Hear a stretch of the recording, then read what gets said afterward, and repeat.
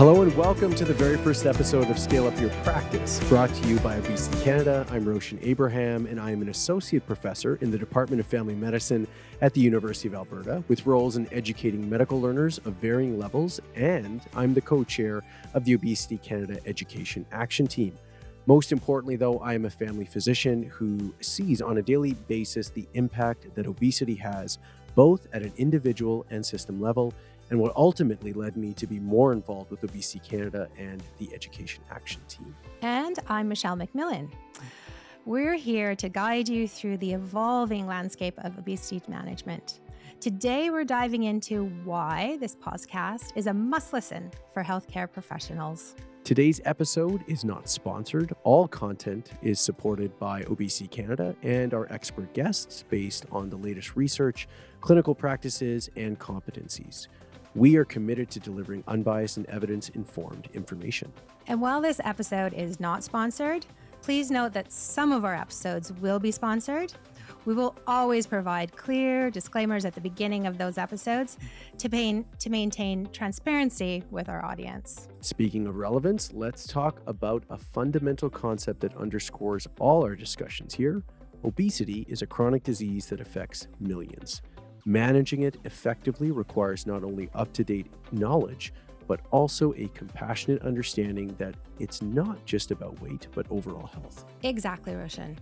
Each episode will bring you insights from experts, practical tips, and the latest science in obesity care. Our mission is to empower you with the tools you need to enhance your practice and support your patients in a holistic way. So, what are we waiting for? Let's scale up things a notch. In today's episode, we'll explore what brought us into these roles and why we feel it's important to bring a fresh perspective to the obesity space. So let's get started, Michelle. And I'm wondering, what brought you to Obesity Canada, or how did you hear about it? Well, to be really honest, I don't actually remember how originally I connected with Obesity Canada. What I can say is that I'm sure through these podcasts we'll elaborate, but I've been living in a larger body my whole life. My doctor first told my mom that I was overweight when I was 2 years old. So I've been living in a larger body and obesity my whole life. In my regular life, it's very science-based. So I was looking for information about obesity that was scientifically based. And I'm sure that's what led me to Obesity Canada. And I'm sure at some point there was a call out to people who are willing to volunteer and do some things with Obesity Canada, which I volunteered for, stepped in, and discovered this amazing network of wonderful people, deeply caring people, deeply compassionate people, people who care about treating obesity as a chronic disease and not an issue about willpower.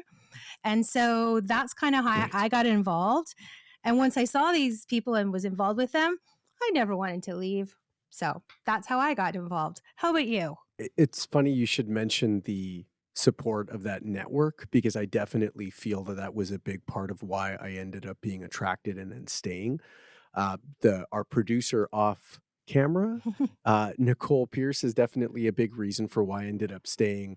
I'm a family physician. I've been working in Edmonton now for the last 7 years. I'm actually affiliated with the University of Alberta, so I do have teaching roles, academic roles there. And I think I was really attracted to Obesity Canada. First of all, I was introduced to it by a colleague, Dr. Denise Campbell-Shear, who happens to work in my clinic, has done some incredible work around obesity and very specifically the 5A's tool around how to approach discussions in obesity in primary care. And I was initially very, very interested in the work that she did. And then I slowly started to get more involved in Obesity Canada. And I think basically since taking on the role of the co-chair of the Education Action Team and sort of seeing where that has taken us, I think it's been almost impossible not to want to be more involved with Obesity Canada.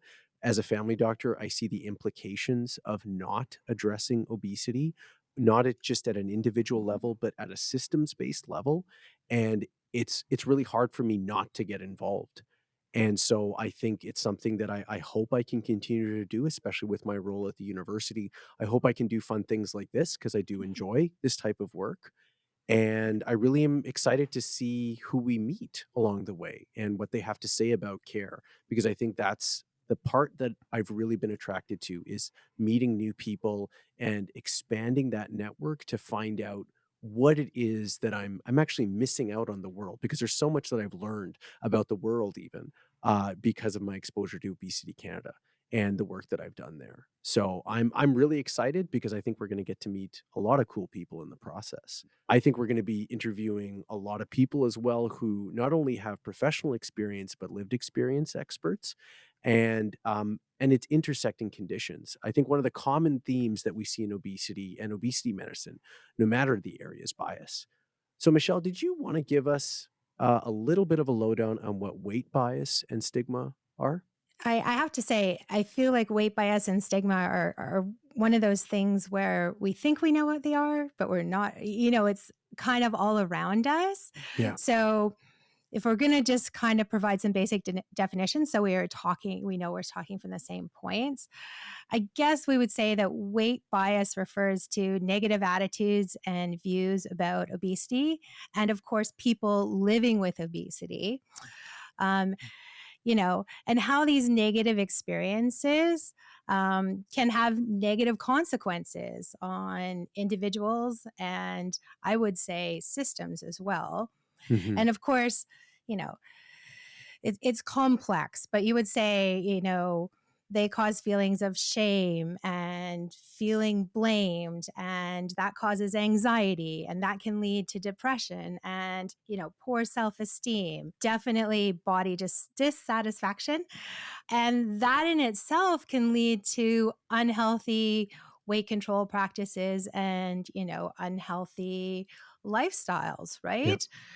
Now, if we're talking on a bigger social level, you know, there's a lot of weight stigma in referring to social stereotypes, misconceptions about obesity.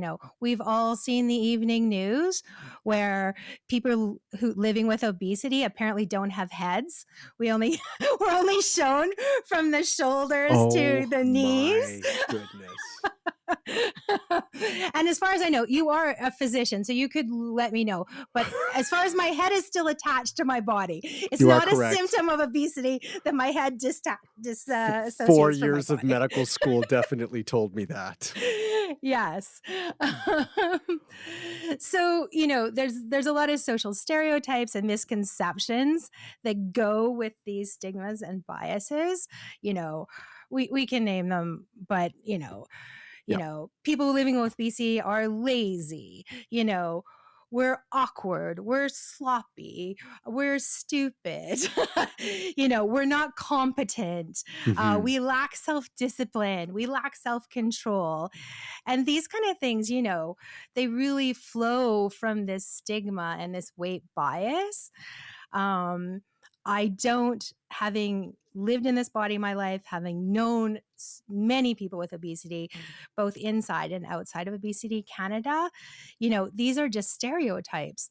They're not real. So, No. do you want to add some more about the bias and stigma I from your side? I do, because I think the sort of that next stage along the spectrum, we do actually see quite frequently in healthcare. So we've got weight bias, we've got weight stigma, and then further along, we see the implications of weight discrimination, because I do think Mhm. we see that in our healthcare system quite a bit.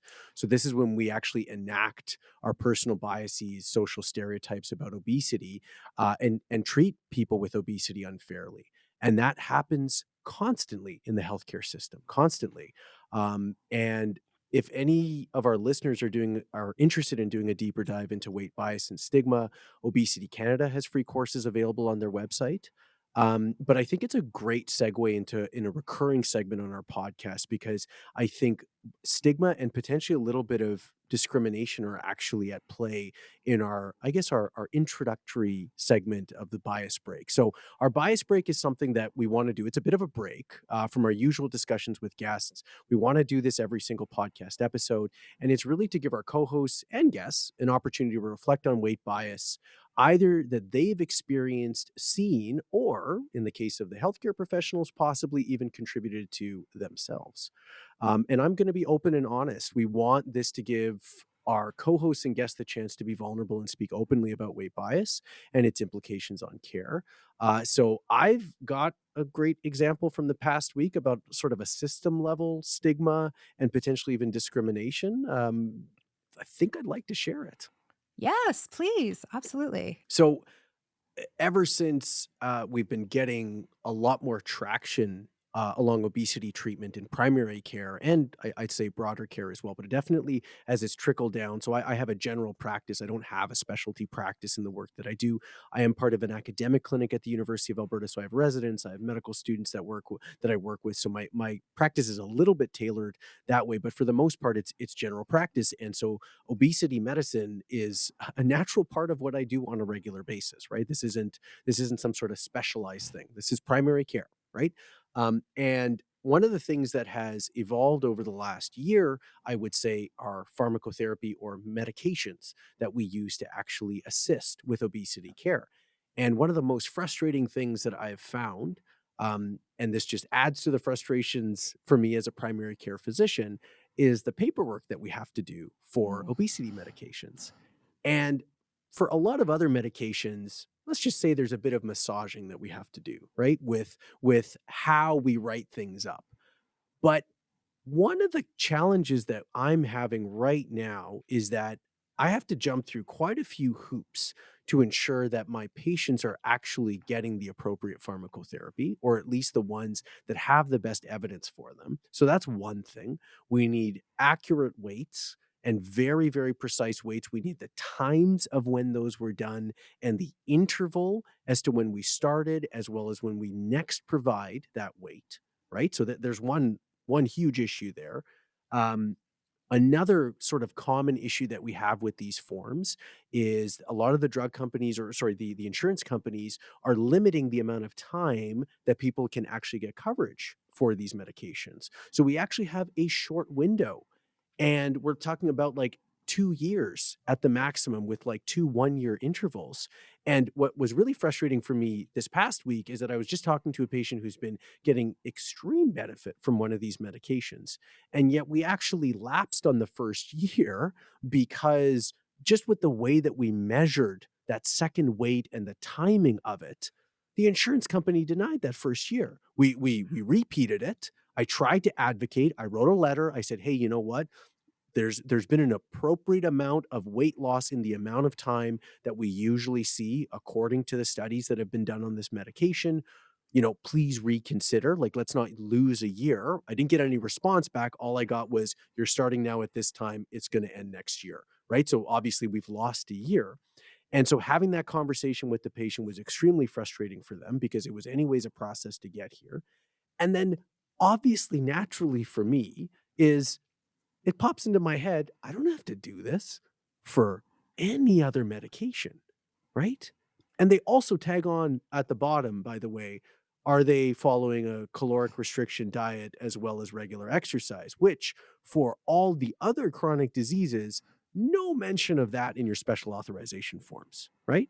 So when you think about bias, when you think about stigma, when you even think about discrimination at that larger level, you have to wonder, why are we only seeing it with obesity? And one of the obvious answers is actually that all-encompassing weight bias.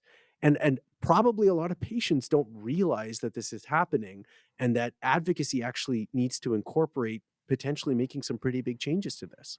To me, as someone living through this, it just sounds insane. Like it just, and I understand that it's the bias and the stigma that's feeding in, right? Um, the misunderstanding in the public in general that it's really about eat less, move more. Mhm. If they just did that, we'd solve all the problems. And but the crazy thing is that those same rules don't seem to apply to other chronic diseases, right? Yep. So, if someone had type 2 diabetes and had to go on insulin, they're and you put them on insulin and they're doing well and it's keeping their blood sugars down and they're living a full life, you know, th- the drug company shouldn't be coming back and saying like, or the insurance company, in Yeah. fairness, shouldn't be coming back and saying, oh, 2 years, that's it, and move on. The same thing I'm sure doesn't happen with blood pressure meds. Do you have Mhm. to fill out how much salt your patients are eating and track that if you give them blood pressure meds? And if they don't meet some artificial criteria, are you're required to take them off the meds or the meds aren't paid for? This just seems to me it seems it almost borders on insanity Yeah. that we're dealing with this. And we haven't even talked about the limitations of BMI because they're using strictly BMI basically to determine whether or not someone has reached effectiveness with the medication when we have scales like the Edmonton Obesity Staging Scale, right? That Yeah. serves as a complement to BMI to actually capture a patient's more complete story, albeit in an abridged version, but at least captures their experience with obesity in a much better way and should actually be incorporated as opposed to simply just BMI because a lot of my patients have benefited already from these medications without a substantial drop in BMI because a lot of other areas are actually improving. Yeah, and I would hope that maybe through this podcast, we can kind of change some hearts and minds out there about this Hopefully, yeah. because I agree with you. I think it's based in stigma Mhm. and maybe the first hoop that we have to jump through is the fact of the general idea that obesity is a chronic disease, right? Precisely. It's chronic and it's a disease. Like, it falls into the categories of, diabetes, hypertension, all of those things, which are also chronic diseases. And, you know, I think that's maybe a starting point because clearly the bias might be feeding from that basic misunderstanding that it is actually a chronic disease. And then you layer on misinformation and using wrong tools and to measure things, you know, that's why we're starting here, right? We got Yeah. to start with the medical professionals who are the experts in medicine. Start from there, as I say, when we know better, we do better, right? Yeah. I really like So, that. yeah. Yeah. Did you have, an example of a bias break? I think my bias that I most find frustrating, and it's not me, but other people living with obesity, is that quite often the bias, because let's be honest, when I walk into a room, I have a larger body. So obesity is one of those chronic conditions that you can't really hide. Right. I'm also a type 2 diabetic, but if I walk into a room, Mhm. no one can look at me and go, oh, type 2 diabetic, right?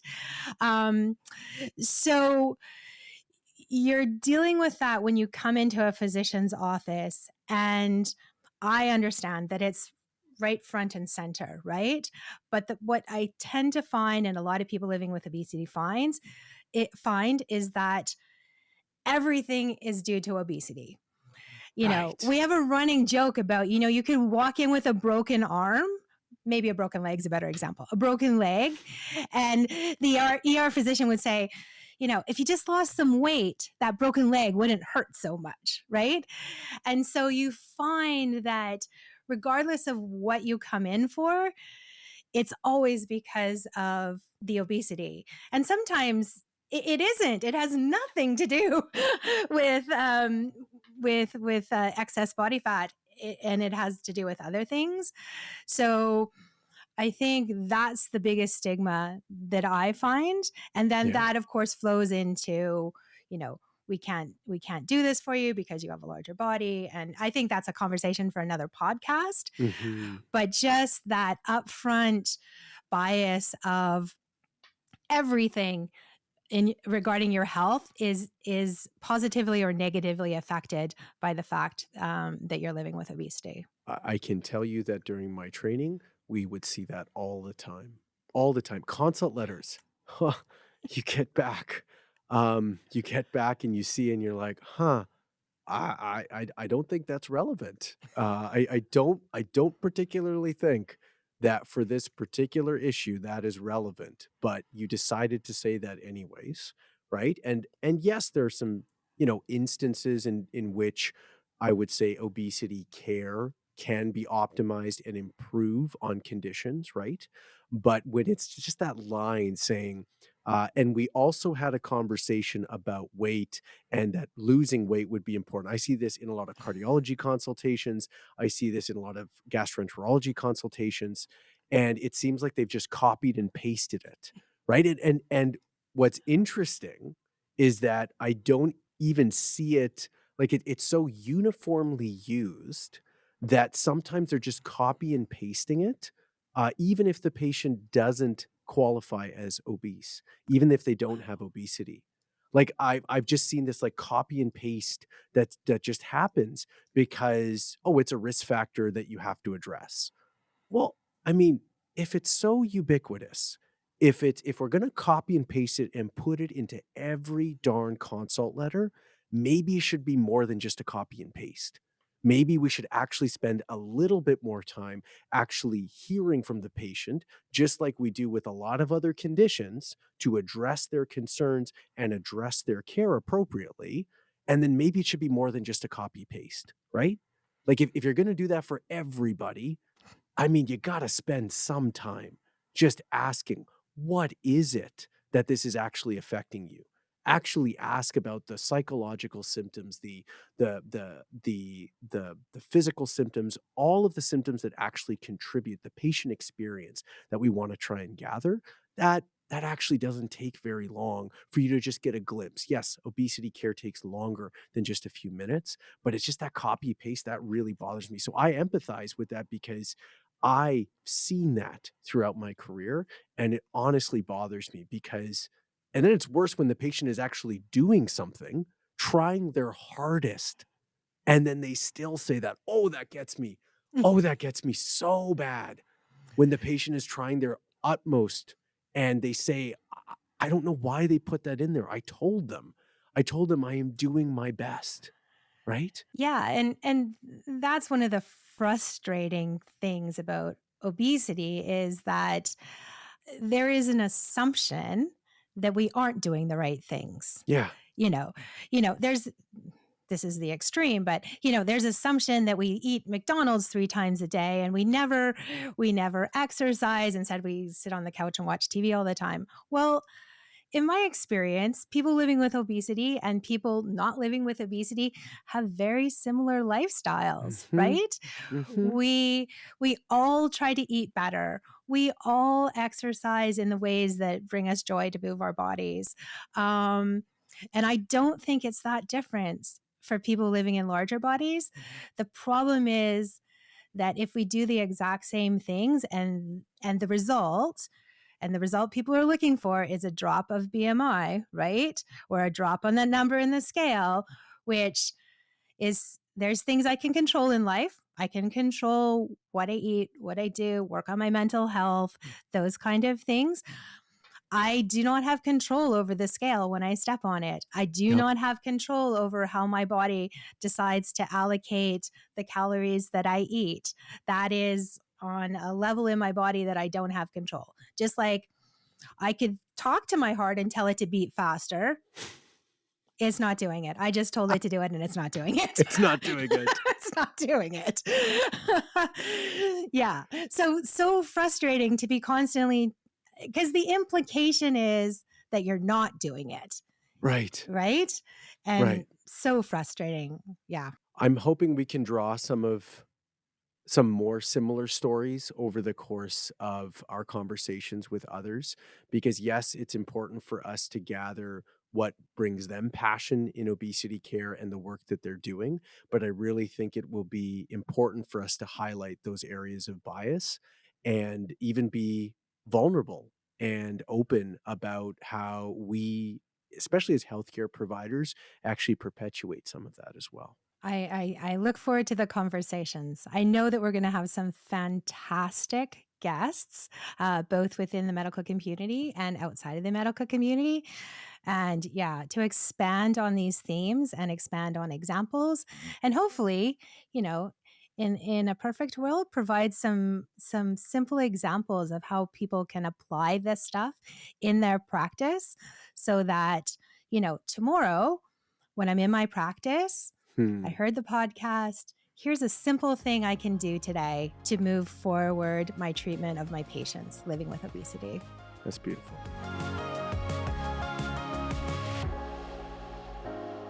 Thank you for joining us today. We hope our discussion has been enlightening and that you're leaving with a new perspective on obesity management. Obesity Canada is a trusted global resource in obesity education. For more information and access to further resources, visit the Obesity Canada website. Help us spread the word by sharing this podcast with a colleague, a friend. Don't forget to subscribe on your favorite podcast platform to stay updated with the latest episodes. And until next time, keep scaling up your practice.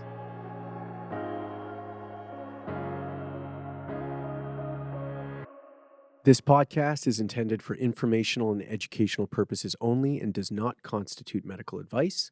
The content shared in this podcast should never be used as a substitute for professional medical advice, diagnosis, or treatment. Always seek the guidance of a qualified healthcare professional with any questions you may have regarding your health or a medical condition. The information and treatments discussed in this podcast are based on Canadian guidelines and approved practices as of the time of recording. If you are listening from outside of Canada, please consult your local healthcare professional to ensure compliance with your region's medical standards, guidelines, and recommendations. The creators of this podcast disclaim all liability for any decisions or actions taken based on the content discussed. Listening to this podcast does not establish a professional or patient client relationship.